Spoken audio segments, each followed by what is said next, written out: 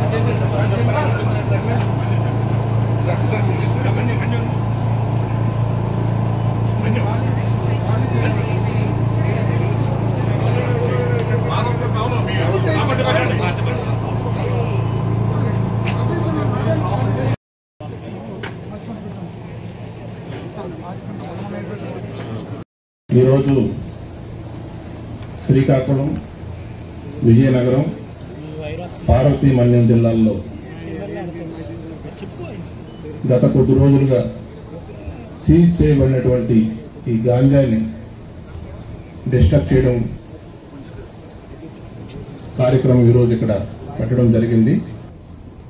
గత 8 నెలల కాలంలో ఈ గంజాయిని సమూలంగా నిర్మూలించేటువంటి దానిలో భాగంగా రాష్ట్ర ప్రభుత్వం తీసుకున్నటువంటి అనేక చర్యల్లో ఈ విశాఖపట్నం రేంజ్ ఈ బార్డర్ ఏరియాల్లోనే మనకి ఒరిస్సా రాష్ట్రానికి సంబంధించిన బార్డర్ ఏరియాల్లో గంజాయి పండించడం జరుగుతూ ఉంది. సో దీనికి సంబంధించి ఈ సంవత్సరం దాదాపుగా 524 కేసులు ఈ గత 8 నెలల్లో రిజిస్టర్ చేయడం జరిగింది. దానిలో 31,768 కేజీల డ్రైడ్ గాంజాని, అదేవిధంగా 12 కేజీల హ్యాషిష్ ఆయిల్ సీజ్ చేయడం జరిగింది. దాంతోపాటు 372 వెహికల్స్ కూడా ఈ 8 నెలల కాలంలో సీజ్ చేశాము. దానిలో దాదాపు 2,050 మంది అక్యూజ్డ్ దీంట్లో అరెస్ట్ చేయడం జరిగింది. ఇప్పటి వరకు కండక్ట్ చేయడం జరిగింది. దానిలో 5 లక్షల పైచులకు విద్యార్థులు, యువత కూడా యాక్టివ్గా పార్టిసిపేట్ చేయడం, ఈ గంజాయికి సంబంధించినటువంటి సమాచారం ఇవ్వడం కోసం ప్రతి స్కూలు, కాలేజీల్లో డ్రాప్ బాక్సెస్ కూడా ఏర్పాటు చేయడం జరిగింది. దానిలో ఇప్పటికీ సమాచారం అంత ఎక్కువగా రానప్పటికీ కూడా ఎక్కడైతే మనకు సమాచారం ఇస్తున్నారో దాని మీద ఎప్పటికప్పుడు యాక్షన్ తీసుకుంటున్నాం. దాంతోపాటు ఎక్కడైతే కన్జంప్షన్ ఎక్కువగా ఉందో ఆ ప్రాంతాలపైన నిఘా పెట్టి వారందరికీ కౌన్సిలింగ్ కూడా చేయడం, తల్లిదండ్రులకు కూడా కౌన్సిలింగ్ చేయడం కూడా జరుగుతూ ఉంది. ఇదే పద్ధతిలో కనుక రిపీటెడ్గా ఇన్వాల్వ్ అయ్యి కన్వెన్షన్లో పట్టుబడితే వారి మీద చట్ట ప్రకారం క్రిమినల్ చర్యలు కూడా తీసుకోవడం జరుగుతుంది.